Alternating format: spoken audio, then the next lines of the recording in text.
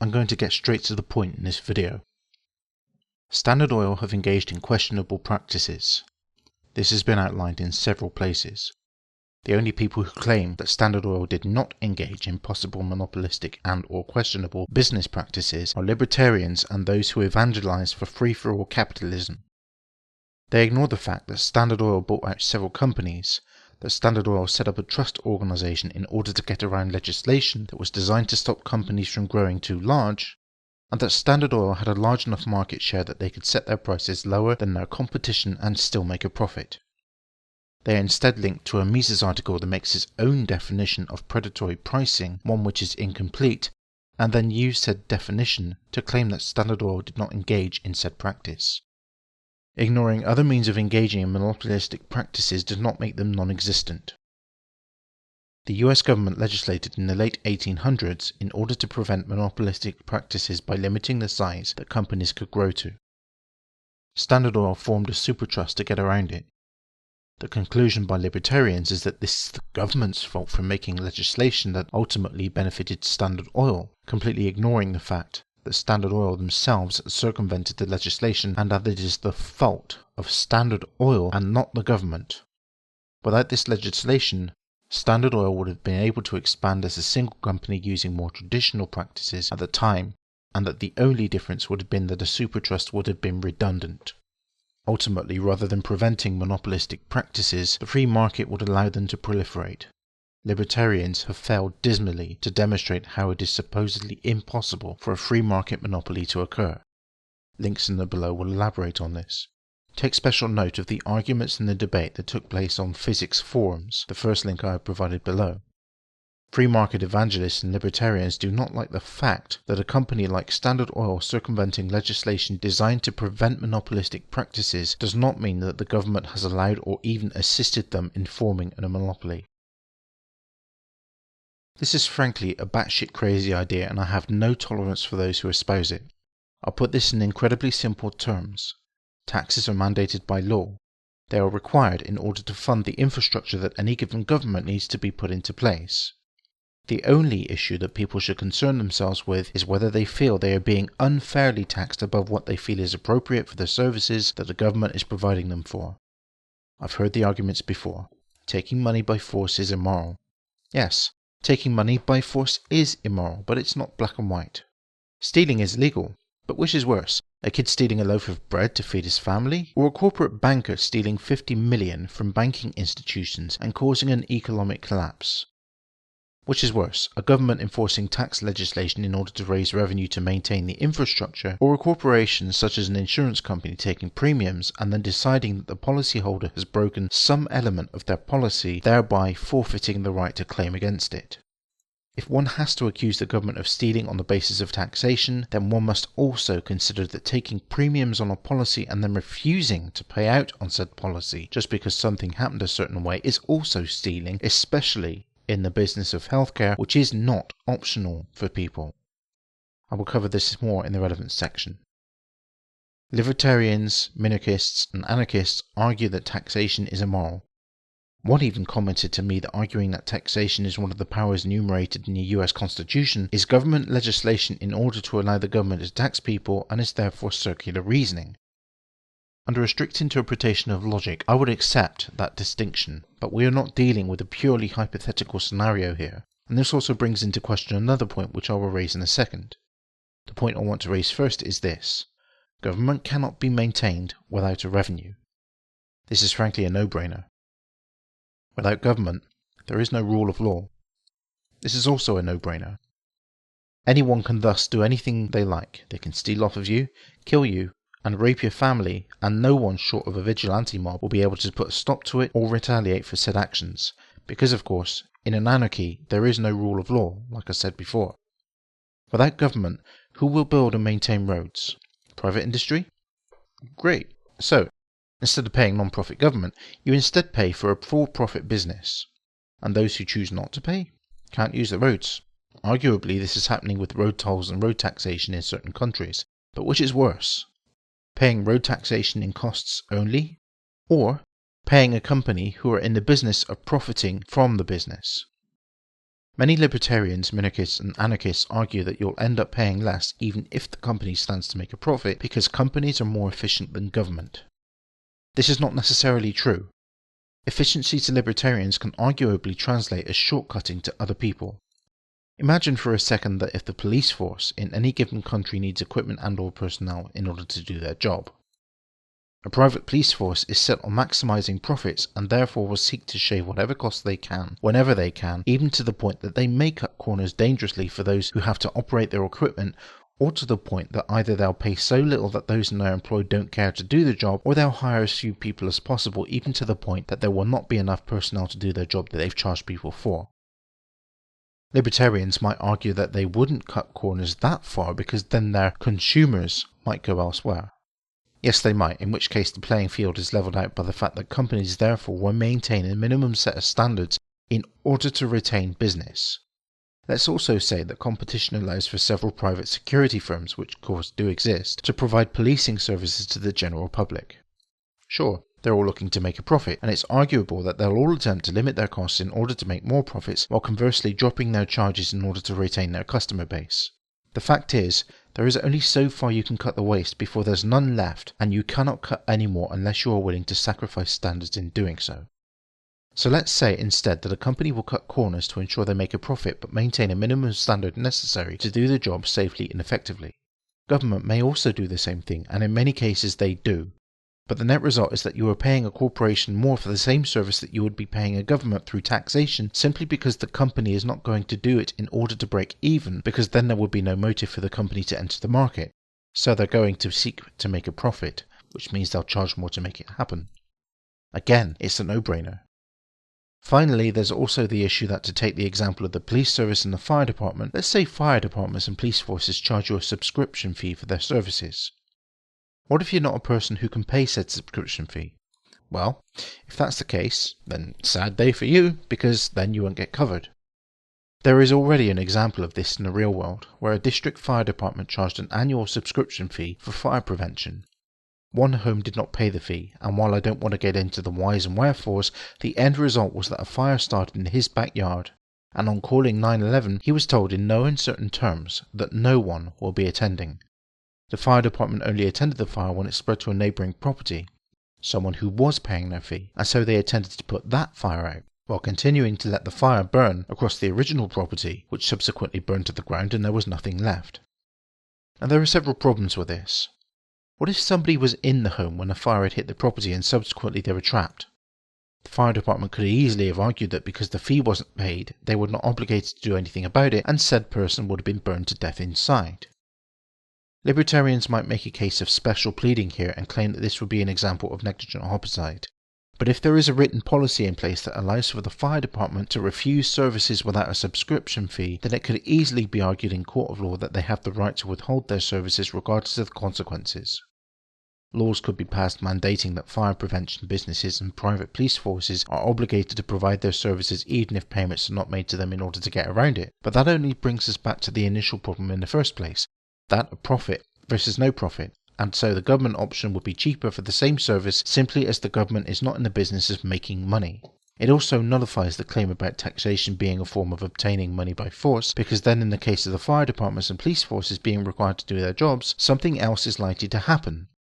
Private businesses engaged in providing services in the field can either charge everyone regardless, in which case they'll end up doing exactly the same thing that these libertarians and anarchists decry government for doing, charge those who do pay their subscription fees more than those who don't in order to cover all eventualities in order to make sure that they're not breaking any of these laws. So which is worse? Charging everyone to provide a service for everyone? Charging more to those who are members of the service by choice in order to make sure that the services are provided? Or withholding services from those who haven't paid a subscription fee for the service, possibly resulting in a loss of property, injury, or even death? This is without even factoring in the profit motive of private businesses. In all cases of civic services, whether it's healthcare, fire prevention, or police protection, government will make a decision on policy based on need. Private businesses will make a decision based on the ability of a given client to pay them. I would rather pay my taxes and know that when I need assistance, I will be able to get it, then pay the same money plus a lot more into the equivalent private industries and take the chance that the relevant business or insurer will make a determination based on how much it's going to cost them and or whether you're in a position to pay. For me, the latter is far more immoral than the notion of taxation being some form of theft. It's also amusing how some of these people who decry taxation as a form of theft cherry-pick their own constitution for those that live in the United States by objecting to the clauses that grant the government enumerated power to levy and collect taxes while also bitching about what they consider to be violations of said constitution. It's a double standard and it's also blatant hypocrisy. Either you support your beloved constitution or you don't. Finally, when it comes to the argument about taxes, think of this. Some people have compared the government collecting taxes to mob rule, where some mobster comes along and collects the vig from the people. Here's the problem. When a mobster thinks you owe them money, it doesn't matter how much or how little you earn. If you can't pay them, they'll break your legs and eventually kill you. When the government sets the tax policy, they will only collect a percentage of the earnings you make above a reasonable taxation level, meaning if you earn less than a given amount, they're not going to come after you because you're not liable to pay any taxes in the first place. Furthermore, whereas the mobster will charge you extortionate amounts of interest and will surprise you by making claims that you now owe X amount of money, either on a loan or as protection money, the government makes it very clear long before you're ever expected to pay taxes why it is important that the taxation system is set up in the first place, why people pay taxes, and what is expected of people who pay taxes and what they can expect in return for taxes being paid. Arguing that being made to pay taxes is a form of coercion by the government and is a form of theft is just as insane as arguing that having laws that result in prison sentences for resisting arrest based on a crime you may have committed goes against your human rights to freedom. If you live in a society, it is a social obligation that you contribute to said society. Being antisocial by committing crimes against your neighbours or against the infrastructure put in place to allow society to function does not mean you get to accuse the government of coercion and imprisonment if they subsequently then attempt to arrest you for committing said crimes. Claiming that taxes are theft is antisocial because it betrays a desire not to contribute to the society that you are living in. To subsequently claim that enforcement of tax rules is coercion with a threat of force is practically the same kind of insanity as claiming that your rights have been breached by police officers charging you with resisting arrest after you've committed a crime and tried to run from the law. So to all you crazy people who make this absurd and insane claim, seek help, because you sure as hell need it. I'll make it very simple. People need to be healthy. In order to be healthy, people need healthcare. In order to provide healthcare, it needs to be paid for. My stance is very clear, and I have never made any secret about it. I support healthcare for everyone. I don't care who they are or what they do in life. I'm a human being, and I have compassion for my fellow human beings even if I have never met them. Yes, there is an argument that you may feel less compassion for those you do not know as well as your family and friends, but that is no reason in my book to deny people basic rights. I've also made it no secret that being healthy is a right. Anyone who tells me otherwise is not worth wasting time on. Sorry, but if you don't like that, that's who I am, because I'm not a selfish fuck like you are. So yes, being healthy is a right. You should never be forced to endure a medical condition or injury that can be treated by medical intervention. I find it immoral to make people suffer medical conditions or injuries based on their ability to pay for either insurance or out-of-pocket treatment costs. Far more immoral than I find the idea of everyone contributing to ensure everyone is covered. I've already stated why in the issue of taxation mentioned earlier. Furthermore, as I stated in my video on the NHS in response to the dishonest libertarian minarchist Mr. Killian, I'm aware of the differences between the free market and the corporatist model of healthcare that exists in the USA at the moment, but the difference is immaterial when you consider the following points. Hospitals that provide treatment need to be reimbursed of their costs. Private hospitals expect not just compensation but also to profit from it. This is not an issue for the public hospital system, and the difference between corporations and the free market does not change this. Health insurance companies not only set premiums for people, they also set policy on which medical conditions can be paid out for, whether they'll cover conditions that people have been afflicted with prior to seeking health insurance, and also have the final say on whether they will pay out for treatment afterward, for emergency treatment, or whether treatment can even go ahead in the first place for any specific issue for anything else. The difference between corporatist healthcare and free market healthcare does not change this fact. Which is more immoral? Making sure that everyone is covered by ensuring a public system is paid for through taxation, or allowing people to suffer through the inability to seek treatment that would otherwise be available had the person in question had the money to pay for it? Which of these is more immoral? Providing healthcare regardless of circumstances by taxing people who are members of society, or denying people with pre-existing conditions coverage simply because the insurance provider has decided to set this as policy? Some libertarians have responded to this argument against coverage by pointing out that charity hospitals exist. There are several problems with this. There is no guarantee that said charity hospital can provide the same level of competence and standards that a privately run hospital, either through legislation or simple provision of a service through adequate resources, can provide. This sets up a double standard of care that means people who seek charity care may not end up being treated as effectively as those who are on health insurance. So which is more immoral? Making sure that everyone pays into the system and ensuring that everyone included gets a minimum standard of care? Or relying on charity hospitals who may not have access to the resources that the private industry or a government can allocate to their own hospitals, who therefore may not have adequate levels of competence, equipment or resources to be able to effectively treat any given condition? Those who say that making everyone pay into healthcare is immoral need to realise that the alternative is far worse, and that the proposed solutions of the free market and the current state of healthcare in the USA are far less reliable in covering everyone adequately than free market proponents would have you believe. They have not made their case despite their claims to the contrary. One more thing. FlowCell, yes, I am naming this one, has made statements to the effect that universal healthcare is wrong because you would, as a consequence, be diluting the gene pool with errors perpetuated by allowing people to survive reproduction who would have otherwise died off because they were too poor to afford healthcare coverage in the private sector. I can think of nothing more immoral than that. First, many people can develop conditions later in life that result from genetic errors or anomalies after they have already had offspring. It's a bit late then to stop them from adding to the gene pool. Secondly, for those who would otherwise not get to adulthood and therefore to reproductive age without healthcare, what right do you have to say that you have no problem with such people dying and therefore not in a position to dilute the gene pool with genetic errors? Third, people with genetic anomalies are not the only ones who may need healthcare treatment. People may need treatment for any number of reasons, including genetic conditions, trauma, communicable diseases, damage caused by radiation poisoning, and many more.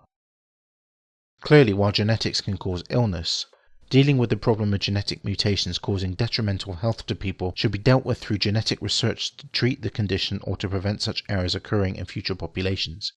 You do not just proclaim that because genetic mutations occur, that it's okay to say that universal healthcare will make healthcare more expensive because more healthcare will be needed as a result of more genetic errors being introduced into the population as a result of allowing everyone to get medical treatment. It means anyone listening to this lunacy. Lastly, just because natural selection removes genetic errors from a gene pool that do not give a benefit to a given population or organism does not mean that we should follow such practices ourselves by refusing to provide healthcare to those who cannot afford it. This is not only an example of an is-ought fallacy in action, it is also the most immoral attitude that I can really think of at the moment. So I'm in favour of universal healthcare in whatever form it's implemented in, and none of the arguments I've seen against it have been convincing in the least. I've even seen in many places the oft-asserted idea that healthcare is a commodity to be traded, and that the use of the healthcare industry by people who need it as healthcare consumption. Healthcare consumption. It sickens me. And in the end, the purpose of my arguing the issue of the NHS and universal healthcare is not to try to convince the American public to go for it. Because the sad truth is, the majority of them never will. They're either selfish and don't care as much about their fellow Americans as they do about their own pockets, or they've been duped into thinking that having a universally available healthcare system is somehow a bad thing. The purpose of my arguing for the NHS is to point out to these naysayers that while you can run healthcare in your own country as you see fit, I do not want your toxic and poisonous ideas imported into the UK where we currently receive treatment regardless of where we are with our lives and without running up huge bills of 5 or even 6 figures, which is a huge problem in the US right now and needs to be fixed. The fact that I'm not convinced that a completely private system that has zero government intervention would work is irrelevant. The libertarians want it regardless of whether it's ethical or practical, and they will fight tooth and nail for it. Just don't badmouth the system that we depend on in the UK. This one really gets on my nerves, but I'll try to be quick about it. No, I'm not a love it or leave it kind of guy with respect to the issues of being a taxpayer. There are other options, and I'll briefly outline them here. An acceptable option is if you have issues with paying taxes, you can leave the country. Yes, that's the leave it part of the equation, and as far as I'm concerned, if you don't want to pay taxes at all because you have a moral issue with it, then your option includes getting up and leaving the country. No excuses, no I can't afford to, and no why should I. Just get up, fuck off and leave, and see how long you last in a society where no taxes are collected. Let's see if you can set up your own if you can't find one that already exists. Another option is to petition government. In the US, the First Amendment specifically grants the right for individuals to petition for a redress of grievances. The federal government is required by this amendment to listen to you on any issue you feel you have a legitimate grievance on, and this is also true of the UK. For example, to have a specific issue addressed in Parliament and for the issue to be seriously considered, a petition of 100,000 signatures is all that is required. There is currently one being circulated among the public. The point is that not all governments are completely blind to the needs of the people that are being governed. Another option still is to incite riot. It's there, it's used, and people take advantage of it. I have no tolerance for it whatsoever.